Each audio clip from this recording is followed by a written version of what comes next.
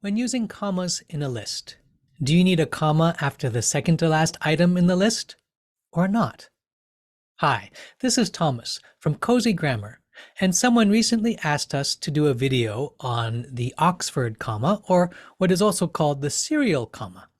As it happens, this is a topic we address directly in the basic Cozy punctuation course, which is included in our complete Cozy Grammar curriculum. But for our viewers on YouTube and on social media, here is a peek at that answer. I agree with Marie that it makes sense to use a comma before a conjunction when writing a list of 3 or more things. For example, I enjoy placing commas, comma, periods, comma, and quotation marks exactly where they belong.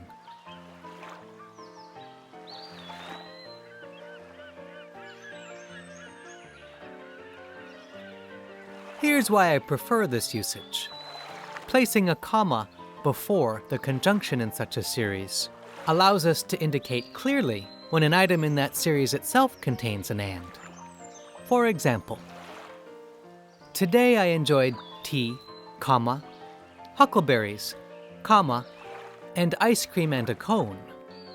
Since I'm thinking of ice cream and a cone as a single item, the comma before the first and allows me to indicate this. Here's another example.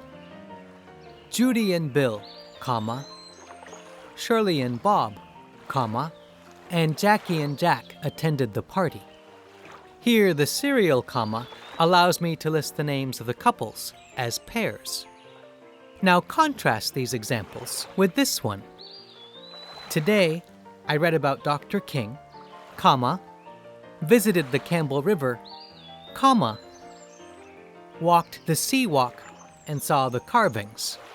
Notice how in this case, since I left out the comma before the conjunction and, it's not clear whether I'm talking about 4 activities, reading, visiting, walking, and seeing, or just 3, with walking the sea walk and seeing the carvings as a single activity, so to speak.